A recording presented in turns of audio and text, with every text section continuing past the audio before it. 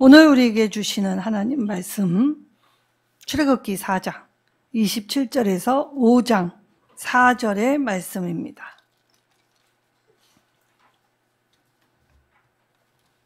출애굽기 4장 27절에서 5장 4절 말씀까지 우리 한 절씩 교독하도록 하겠습니다. 여호와께서 아론에게 이르시되 광야에 가서 모세를 맞으라 하시매 그가 가서 하나님의 산에서 모세를 만나 그에게 입맞추니 모세가 여호와께서 자기에게 분부하여 보내신 모든 말씀과 여호와께서 자기에게 명령하신 모든 기적을 아론에게 알리니라.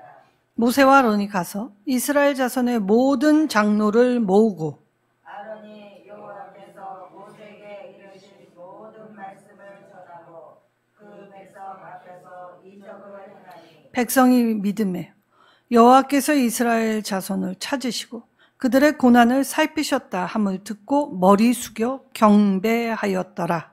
그 후에 모세와 아론이 바로에게 가서 이르되 이스라엘의 하나님 여호와께서 이렇게 말씀하시기를 내 백성을 보내라. 그러면 그들이 광야에서 내 앞에 절기를 지킬 것이니라 하였나이다.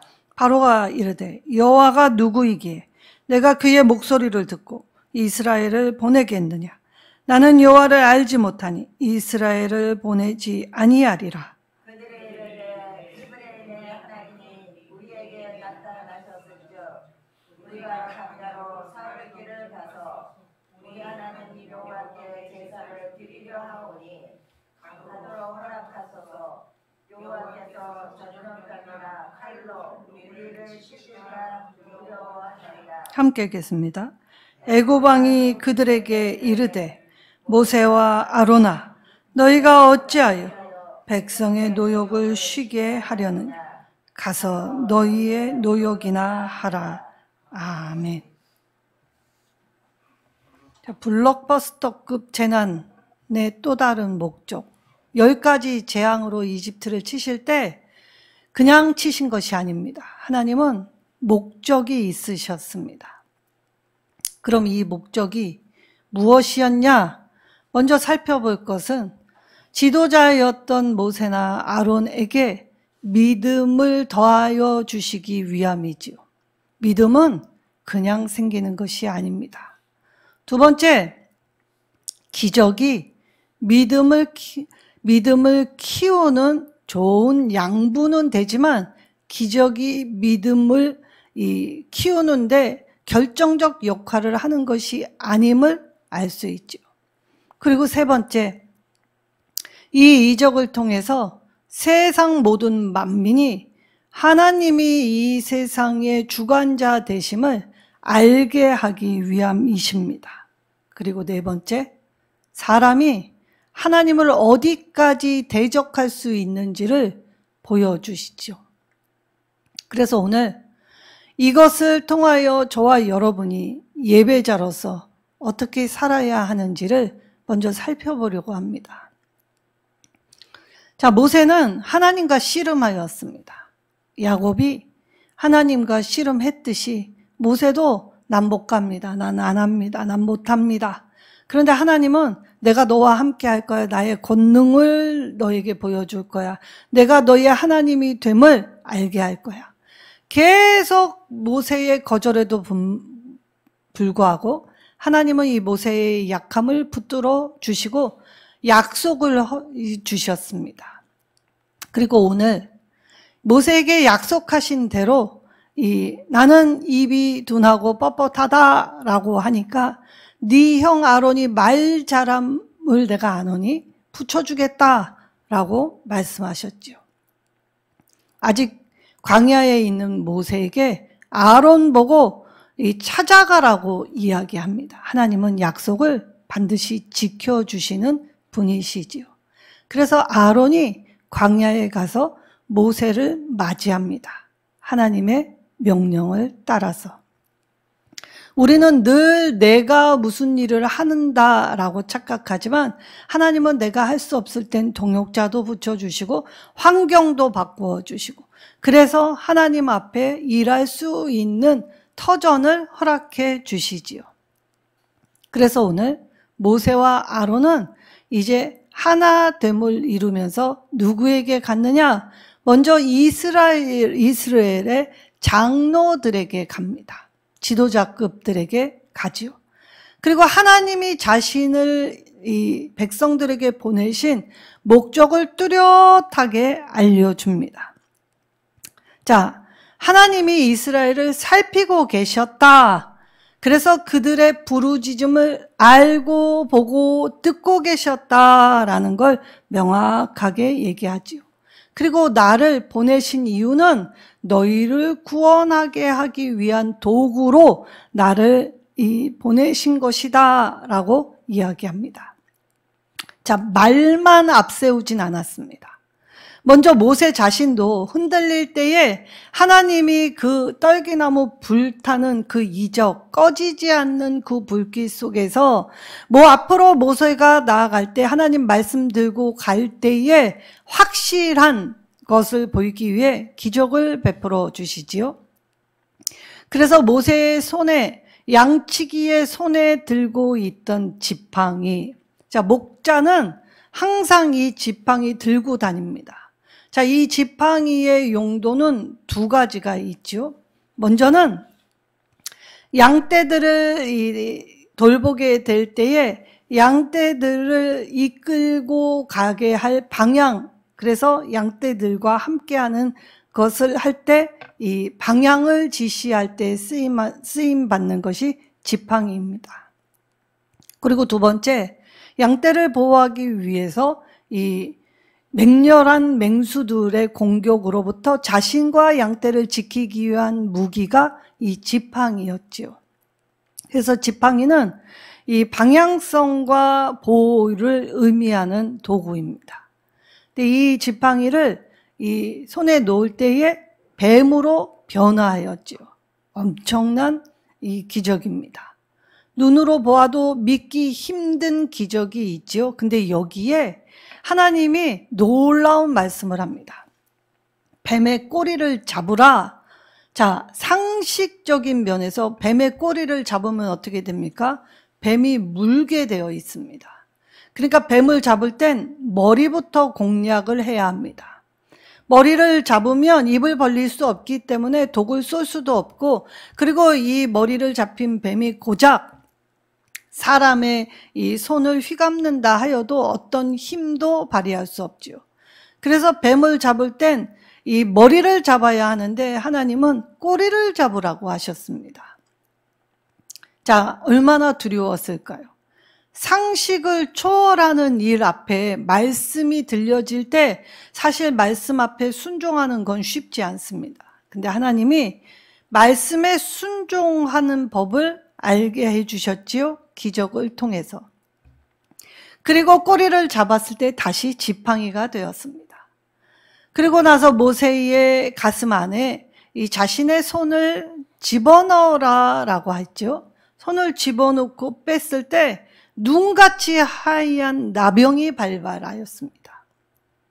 이 발병했을 때 얼마나 깜짝 놀랐겠습니까? 그런데 하나님이 다시 손을 집어넣으라 할 때는 다시 회복되는 역사를 보았습니다. 자, 오늘날에 누군가가 이러한 마술이 아닌 기적을 행했다면 그 사람은 어마어마한 권세와 명성과 그리고 수많은 사람들의 추종자가 있게 될 터이지요. 자, 모세가 그 기적의 확정을 보고 말씀을 순종하여 왔듯이 오늘 이 이스라엘 장로들과 백성 보는 앞에서 이 말만 한 것이 아니라 말에 대한 확정으로서 똑같은 기적을 보여주게 될 때에 모든 이스라엘 지도자들인 장로들과 백성들은 하나님을 경배하였다라고 오늘 말씀을 들려주십니다. 자, 이적을 보고 30절의 이적을 보고 31절에 경배를 하게 되었습니다. 자, 오늘날에도 기도 중에서나 말씀 듣다가 아니면 하나님의 크신 감동과 꿈과 그리고 여러 가지의 일들을 통하여 이러한 역사들이 일어나고 있지요. 자, 이때 이러한 기적을 체험한 사람들이 당연히 하나님을 믿는 건 당연한 것인데 당연할까요? 저는 수없이 많이 보았습니다. 그 순간엔 감격합니다. 세상에 하나님 진짜 살아계시구나. 야, 하나님이 진짜 있구나 라는 확신이 순간은 들지요. 그런데 많은 사람들이 그 기적을 보고서도 체험하고서도 하나님 앞에 믿음을 가졌느냐? 그렇지 않더라는 것입니다. 제가 교구를 섬기게 될 때에 그 랑게르 한스 엄청난 병명이 긴 특이병, 희귀병에 걸린 여아, 이 5살 안쪽에 여아가 있었습니다. 이것이 어디에 발병하느냐에 따라 다른데 이 아이는 머리뼈에 발병하였습니다. 이것이 어떤 병이냐면 머리뼈를 녹이는 이 질병입니다. 그러니까 구멍이 뚫리는 질병이죠. 그러니까 머리의 한복판에 구멍이 뚫리면 어떻게 될까요? 이게 이 뇌나 뇌 척수액이나 이런 것들이 흘러나오게 되면 생명에 지장을 줄 수 있는 병입니다. 그러니 어린 것이 그러한 병이 하필 뇌에 있게 될 때에 이 죽을 수밖에 없는 운명이었지요. 근데 이 엄마가 이 믿음을 가진 지 얼마 되지 않는 엄마였습니다. 그리고 간절히 기도하였습니다. 우리가 한 달 남짓 정말 통성 기도, 이 합기도가 얼마나 강력했는지를 제가 체험하게 될 때 이 서울대 병원 의사가 기적이다라고 이야기했죠. 한 달 만에 이 병이 싹 나았던 것입니다. 근데 이 엄마가 처음에는 목장 예배도 잘 드리고 그 예배도 안 빠지고 나오는 듯 하였으나 아이들이 자라니까 남편의 벌이로는 아이들을 가르치는데 턱없이 부족했다라고 생각하여 이 자기가 조금 미안은 했지만 어쨌든 아이가 낳았기 때문에 이 세상에 직업을 구해 이 하필 구해도 주일날 일하는 직업을 구해 세상으로 나아가는 것을 보았습니다. 그리고 다시 돌아왔는지는 모르겠습니다. 제가 있을 땐 돌아오지 않았습니다. 자, 수많은 이야기들 참 많이 접했습니다. 부흥회 때 이 질병, 특별히 암덩어리들이 녹아져 내리고 고침을 받은 일들이 있었지요. 근데 갖가지의 기적을 체험했지만 그들은 믿음으로 나아가지 못했습니다. 단순간에 반응을 했을 뿐 고침받고 나서는 하나님의 말씀을 듣고 예배하는 일보다는 먹고 사는 일에 더 집중하는 것들을 많이 보았습니다. 자, 그럼 오늘 말씀 안에서 비단 그들 특정한 몇몇의 일이었을까요? 오늘 이스라엘 백성들이 보인 반응, 오늘 경배하였다. 하나님의 크심, 하나님의 위대하심, 기적을 두 눈으로 보고서야 와, 하나님이 정말 우리의 고통을 돌아보셨구나 라고 생각하며 하나님께 경배한 모습이 오늘 바로의 한마디에 의해서 하나님이 누구시기에? 라는 이 질문 앞에 바로는 하나님을 몰랐기 때문에 하나님을 대적할 수 있었다라고 치지만 오늘 이스라엘 백성은 하나님을 대적하기 시작하지요. 자, 먼저 그 다음에 바로에게 찾아가서 하나님의 말씀을 전하여 주지요. 그때 내 백성을 보내라 라는 하나님의 말씀을 전하여 줍니다. 말씀을 전하여 줬더니 바로가 하나님 말씀 듣고 보인 반응이 5장 2절입니다. 여호와가 누구이기에 내가 그의 목소리를 듣고 이스라엘을 보내겠느냐? 나는 여호와를 알지 못하니 이스라엘을 보내지 아니하리라 라고 말을 합니다.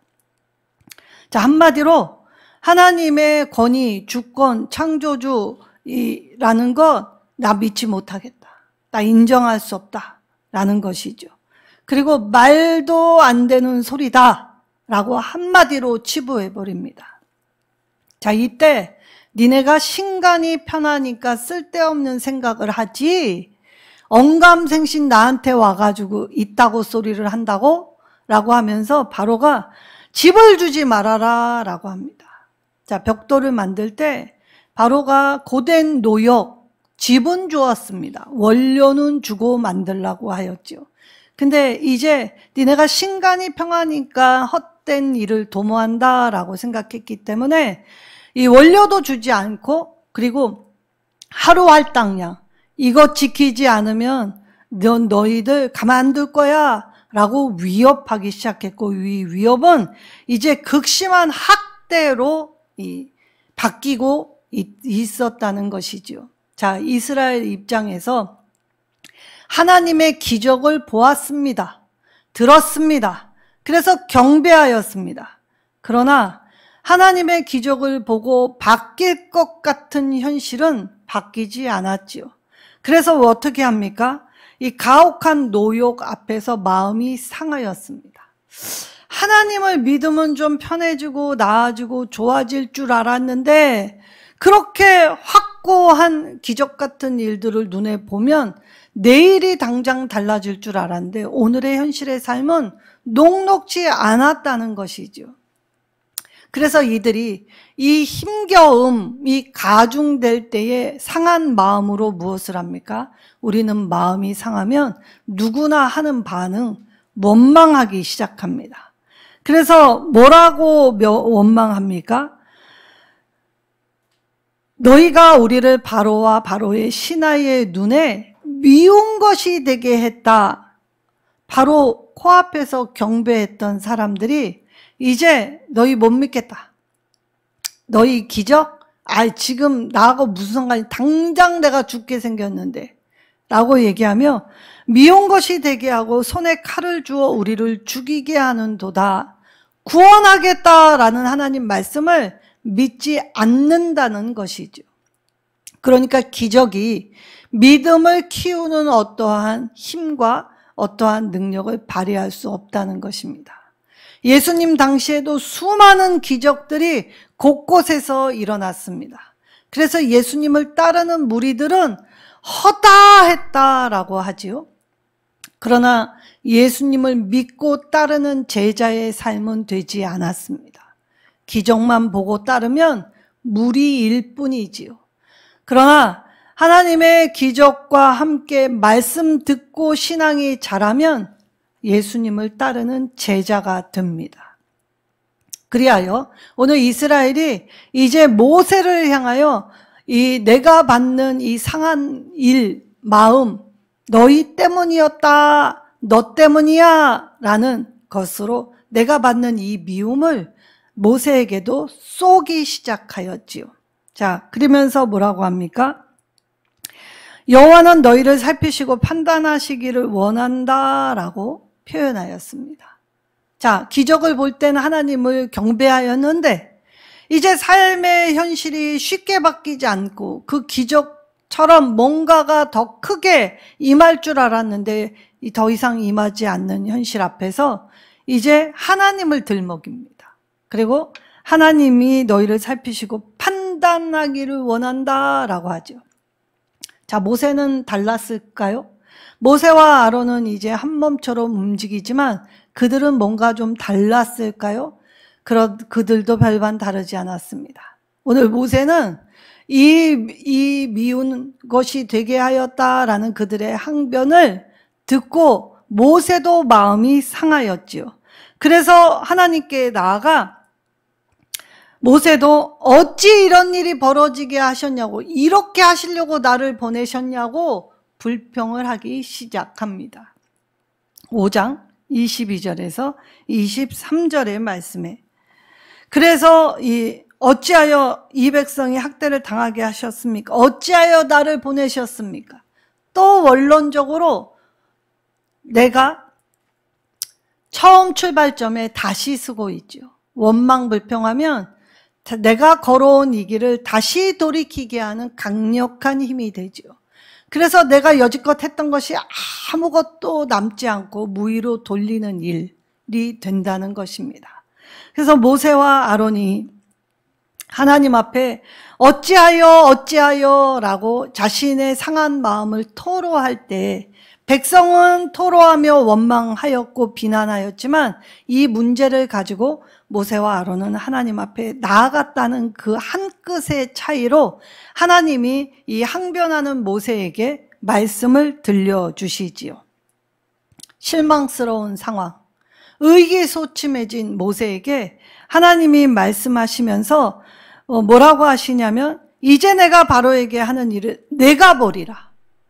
바로에게 하는 일을 모세가 보고 이스라엘 백성들이 보게 될 것이다 라고 하십니다. 강한 손으로 말미암아 바로가 이스라엘 백성을 보내게 될 것이다 라는 이 확증의 말씀을 주십니다. 자, 그러면서 동시에 너의 말은 듣지 않을 거야 라고 하죠. 자, 듣지 않는 바로에게 계속 가서 전하라고 모세에게 사명을 주셨던 것입니다. 자, 이때의 가뜩이나 의기소침하고 낭망된 상황에서 도무지 들어 먹지 않는 바로, 보는 것도 마음이 꺼리끼고 불편한데 계속 가서 바로에게 말하라고 하셨지요. 이것이 하나님의 사람들에게 주신 사명입니다. 듣든지 아니 듣든지는 그 사람의 몫이죠. 듣든지 아니 듣든지 안 듣는다고 안전한다면 그건 전하는 자의 몫입니다. 그런데 듣든지 아니 듣든지 순종하면 안 들어 먹으면 들었던 사람의 몫이라는 것이지요.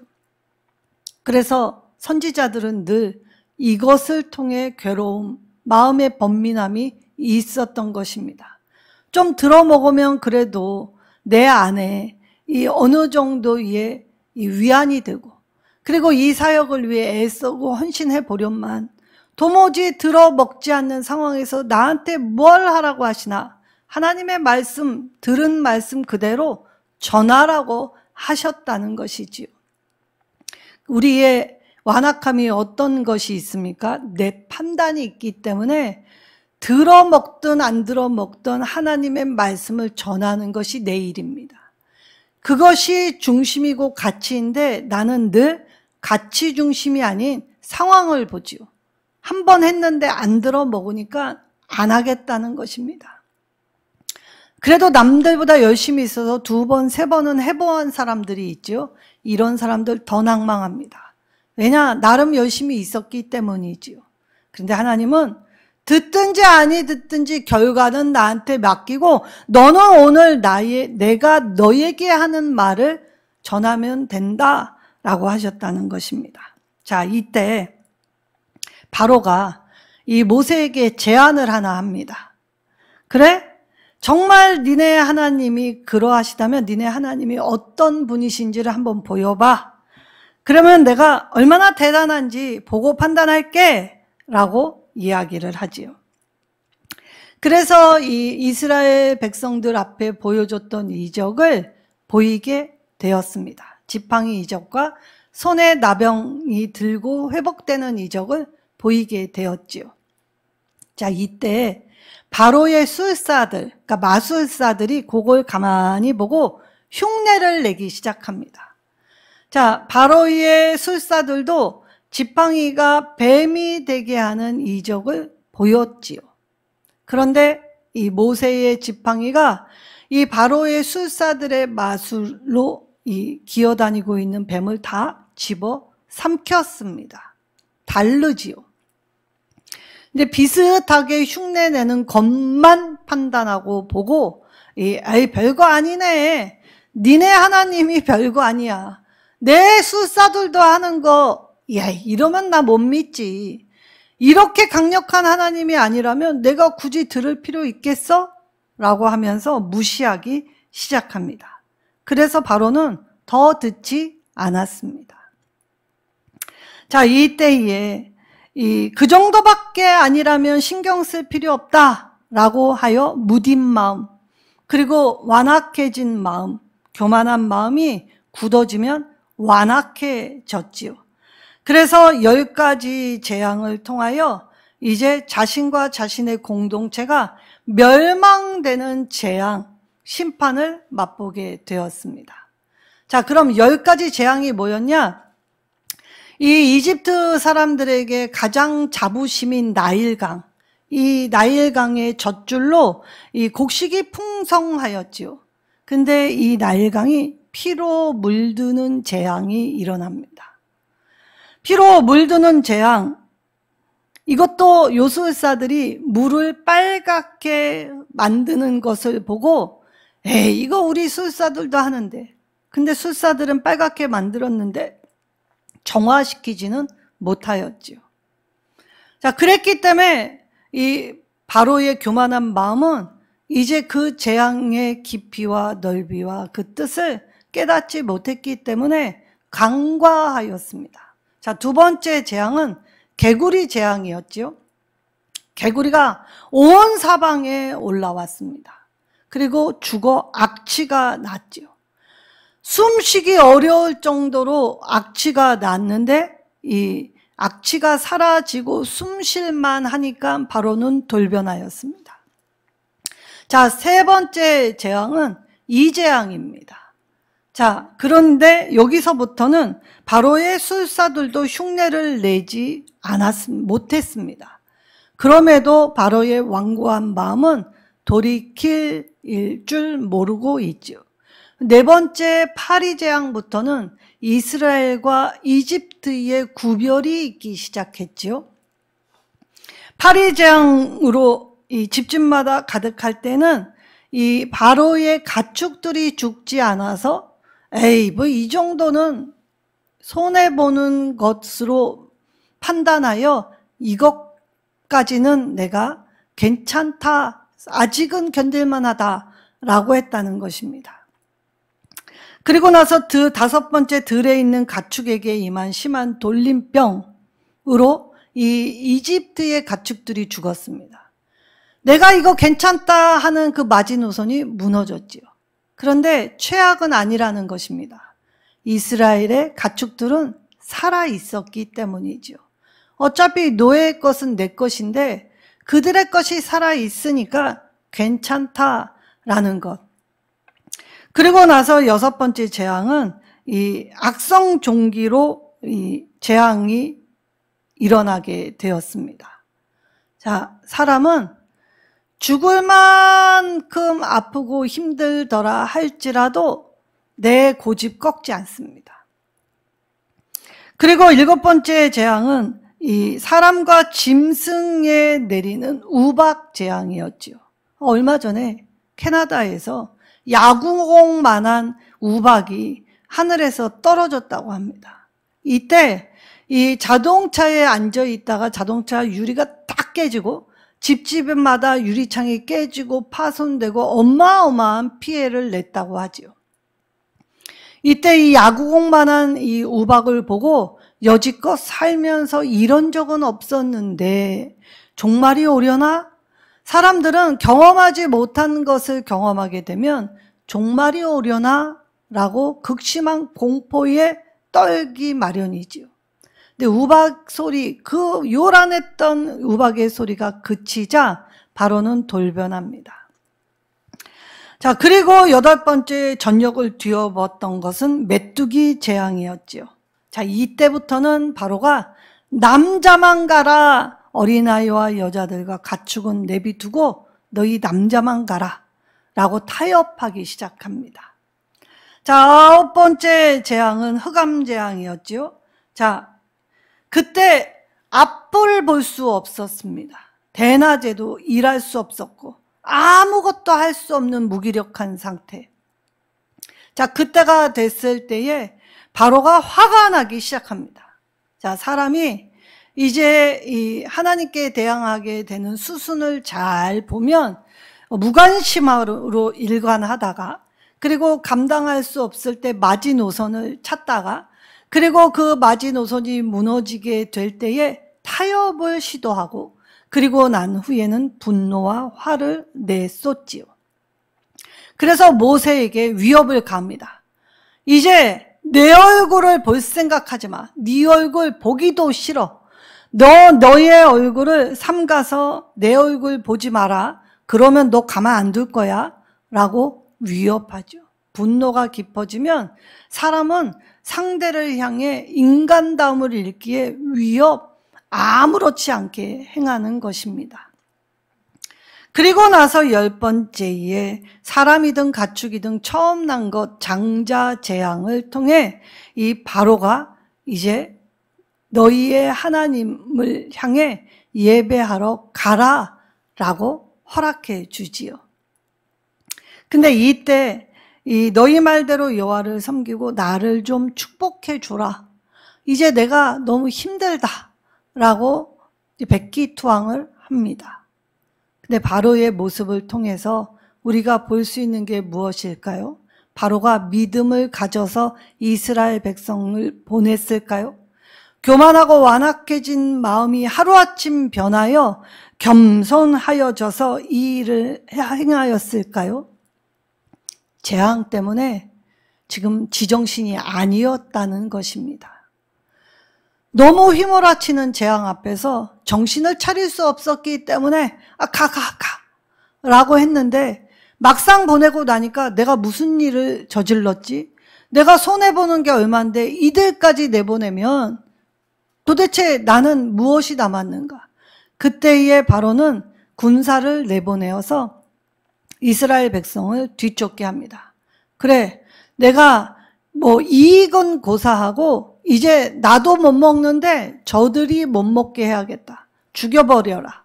라고 이 마음을 꺾지 않았다는 것입니다. 수많은 생명을 죽임에 눈 하나 깜짝하지 않은 바로 그 한 사람의 결단이, 그 한 사람의 행위가 막다른 골목에 빠져있는 이스라엘을 국률이 여기지도 않았으면서 끝까지 하나님을 대적한 결과는 반대로 자신과 자신의 백성이 홍해 바다에 수장되고 나라가 멸망되는 운명을 맞이하게 되었지요. 자, 그러면 오늘 이 10가지 재앙을 통해서 하나님이 왜 단번에 건져서 이 이집트에서 빼내어 약속의 땅으로 들어가게 하시지 않았는가를 보아야 하죠. 노예로 살던 사람 하루아침에 자유 주면 그 자유 어떻게 할 줄 몰라 합니다. 자, 쇼생크 탈출의 영화에 레드는 평생을 어려서 청소년의 빵 한 조각으로 감옥에 갇혀 있다가 노년이 되었지요. 그리고 나서 그 노년, 죽을 날이 얼마 안 됐다, 안 남았다 하는 그 시간에 세상의 자유로 가석방으로 나오게 될 때에 어떻게 할 줄 모릅니다. 평생 누군가에게 지시를 받고 누군가에게 물어보고 행했던 것들이 갑자기 자유라는 것이 오게 될 때에 일터에 가서 화장실 가도 됩니까? 손 씻어도 됩니까? 밥 먹어도 됩니까? 그거 물어보는 사람들에게 왜 자꾸 나한테 묻냐고 알아서 하면 되지 누가 뭐라고 해? 근데 감옥에서는 화장실 한 번도 내 마음대로 내 멋대로 가지 않은 것이 습관이 됐기 때문에 이 돌아온 자유 누림이 어색하고 바뀐 세상에 적응을 하지 못했습니다. 마찬가지로 이 이집트에 노예된 이스라엘이 갑자기 하나님이 자유를 주신다고 그 자유를 만끽하겠습니까? 우리가 하나님의 구원받은 백성이 된다고 하루아침에 믿음 있는 사람으로 바뀌겠습니까? 그래서 하나님은 이 10가지의 재앙을 통해 인내하고 믿음에 훈련하며 하나님이 어떠한 분이신지를 자신뿐만이 아니라 세상에 어떠한 일을 행하셨는지를 직접 보고 느끼며 하나님을 배워가고 알아가게 하셨지요. 그래서 10가지 재앙을 통해 이스라엘 백성들을 참 자유민으로 이제 허락하시기 이전에 먼저 훈련시키고 계십니다.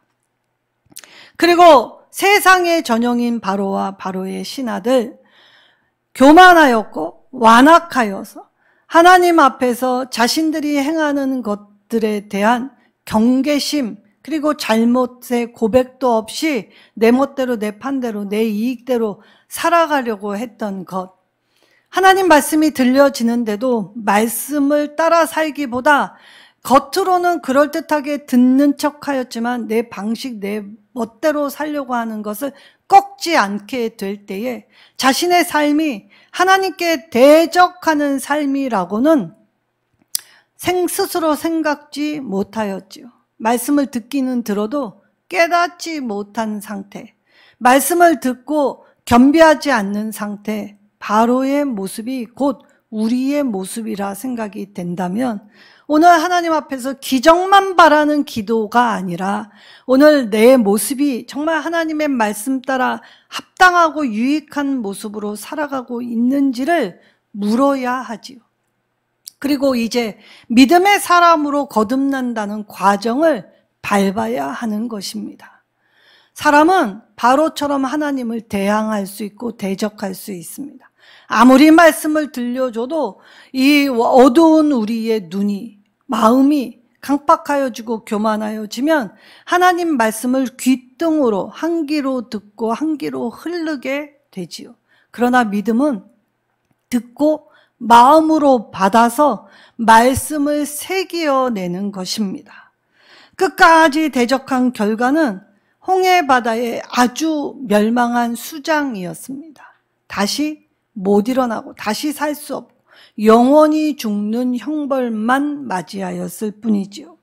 하나님은 이 10가지 재앙을 통해 이스라엘 사람에게나 이집트 사람에게나 하나님이 이 세상의 주권자 창조자 되심을 뼛속 깊이 새기게 하셨습니다. 그리고 말씀을 듣고 왜 따라서 살아야 하는지를 알게 하여 주시죠. 나는 너희의 하나님이 되리니 라고 말씀하십니다. 하나님은 우리 한 사람 한 사람의 하나님이 되어 주십니다.